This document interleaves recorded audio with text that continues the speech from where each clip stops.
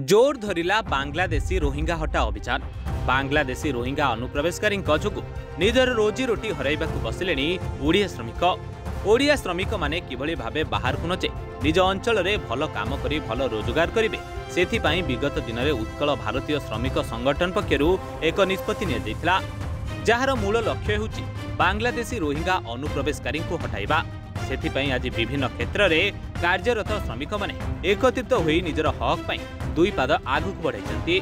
बांग्लादेशी रोहिंगा मानकु हटाइबा पाई जिद रे अटल रही आज उत्कल भारतीय श्रमिक संगठन पक्षरु जटणी अतिरिक्त तहसीलदार एवं थाना अधिकारी को निजर दाबी पत्र प्रदान करिसेंती। मो ना शेख इकबाल कासिम।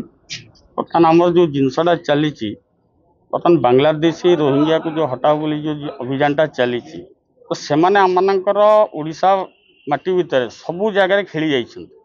बर्तमान आमर भाई माने कारीगर माने निज निजर जीविका को हरई बसी एवं तांको अधीन कर्म को जाउछन।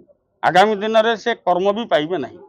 तो ये मैंने अनुरोध करूँ जिलापाल को भी दरखास्त देकी आसु एवं को काम रे से माने विशेष करी प्रत्येकटा कर्म रे कुशली कर्म रे से माने रहिछन।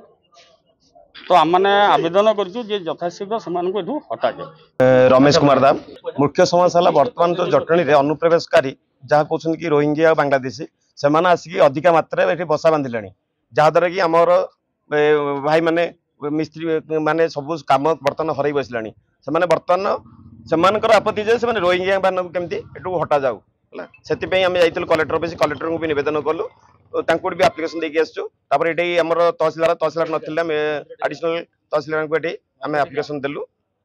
ये मीडिया भाई मान कहूँ चाहूँगी आम जो कंट्राक्ट भाई मैंने एम सो इच्छा से जिते रखी बांग्लादेश हटई दिंतु ना परिस्थिति पचर भयावह समस्त राजस्थ कले से परिस्थिति भयावह हम आते बांग्लादेशी से स्वच्छर भी छाड़ी चली जातु ए भाई आम मीडिया भाई माध्यम जोड़े बेरा जटणी स्थानीय बासिंदा देखु देश एवं राज्यर गोटे सबुठ बड़ समस्या है अनुप्रवेशकारी ताहा धीरे धीरे आमर जटणी अंचल को माड़ी बसिले।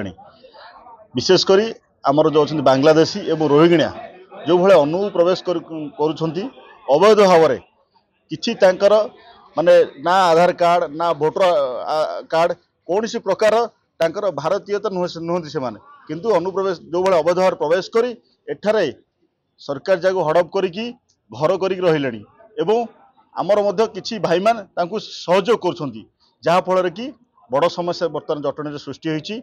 आमर जो स्थानीय भाई मान अच्छा स्थानीय कारीगरी भाई मान अच्छा आमर राजमिस्त्री कारीगरी हूँ बढ़ई कारीगरी हूँ कि इलेक्ट्रोनिक जिनस जो मैंने कम कर पाइप मिस्त्री मैंने हूँ से जीविका हरैया बसिले। तो से उद्देश्य आज आमर जटणी पाखापाखि 200 रु ऊर्ध्व श्रमिक भाई मैंने एकत्रित होती उत्कल भारतीय श्रमिक संगठन नामक एक संगठन कर मुख्य उद्देश्य है ओडिशारू एवं जटणी रोहिंग्या बांग्लादेश को हटेबे एवं निजर जीविका पूर्व भली फेरी पाइबे। तो से उद्देश्य से आज जिलापाल को साक्षात कर तहसीलदार को साक्षात कले जटणी थाना भारत अधिकारी को साक्षात करेंगे। आम निश्चित भाव में सरकार गोटे आश्वस्त होकर रही सरकार आमर दाबी निश्चित शुणे और यथाशीघ्र ए कार्यकारी करेंगे अनुमान कर। Jatni Prashant Kumar Sahu report today.